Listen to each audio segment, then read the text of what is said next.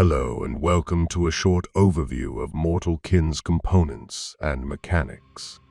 As my eyes are not what they used to be, I will be assisted by my fanatical friend. Let us watch her unpack our destinies and all the trinkets Mortal Kin has to offer.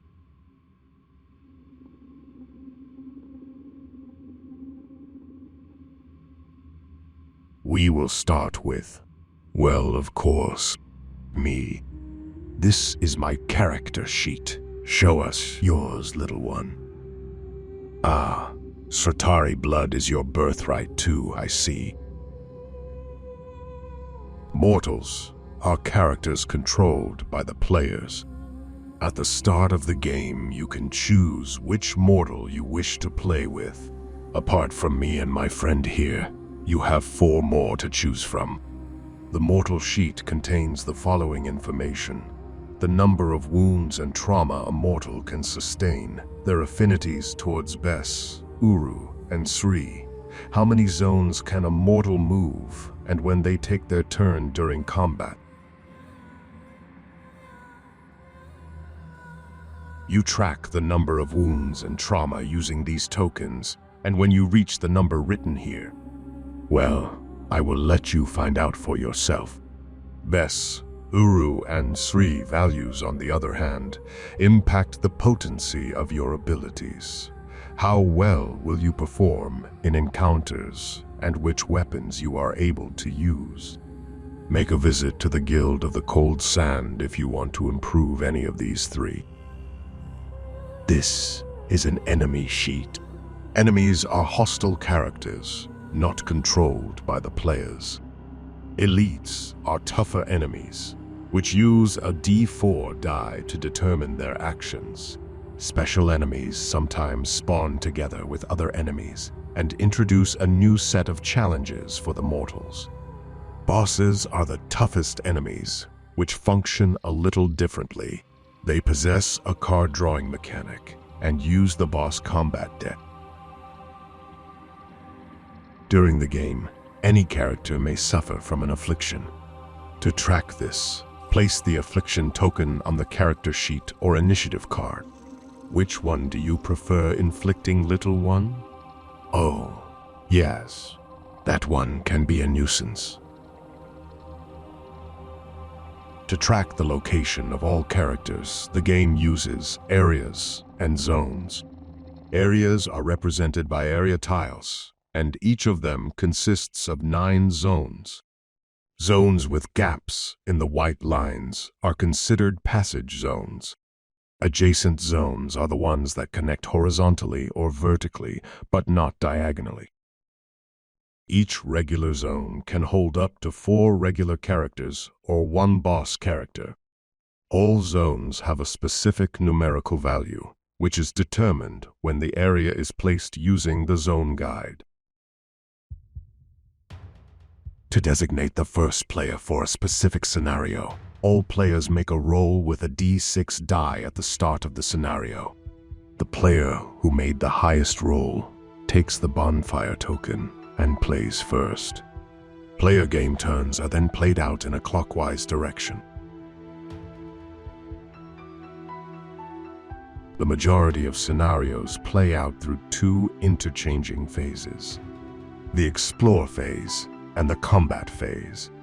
In most cases, the players start the scenario in the explore phase and are able to explore the ruins, crypts, and other decrepit locations, as well as experience the wonderful horrors of our continent, Etelak. However, if an enemy appears anywhere on the map, all mortals enter the combat phase. Explore actions are a list of options. A player may have their mortal perform during their turn. Each mortal starts their turn with 2 action points. Mortals can spend 1 action point to perform 1 action. If no enemies are present on any area tile, the mortals can spend 1 action point to perform one of the exploration actions. These are move, explore, activate, use item, and use ability. Whenever you feel like tempting your fate, you may choose to explore your surroundings. To do this, first place an area tile adjacent to the area tile you are in. Then, place the zone guide next to it. It is rotated so that zones 7, 8, and 9 are passage zones. Place your mortal into zone 8 of the new area. Finally, draw one of these wretched things. Trust me, these have taken more lives than the Kalpic broodmother in the fists of Kalakai.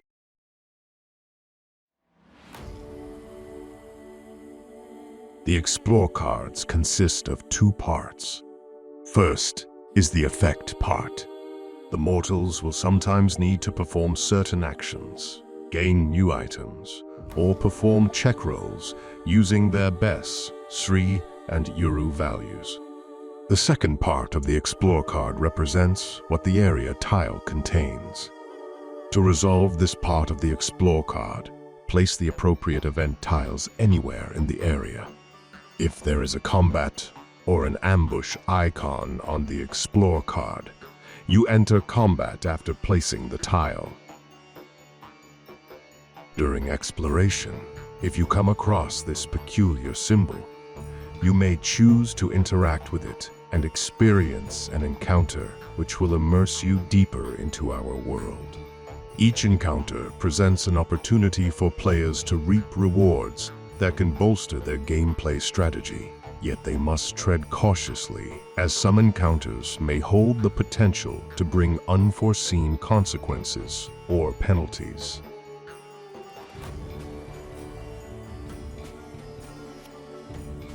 This is a loot card, and these are all the different types of loot cards. Main weapons, offhand items, trinkets, usable items, and upgrades.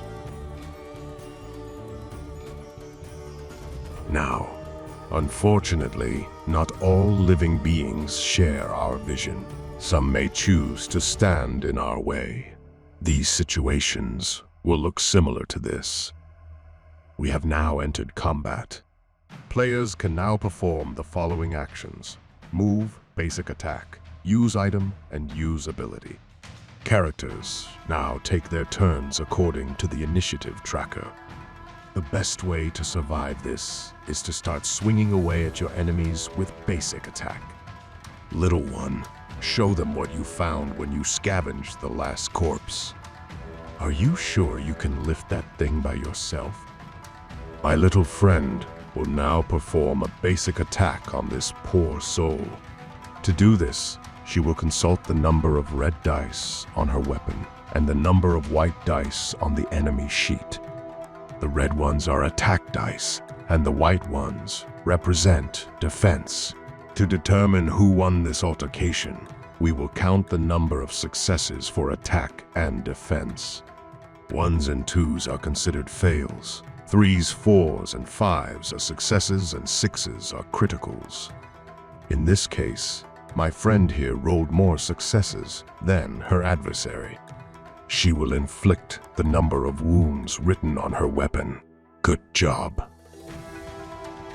In this case, my friend here rolled less successes than her foe. Pitiful. The roll is considered a fail. However, mortals are indeed blessed by the gods, not only with shared visions, but with a chance to alter their fate.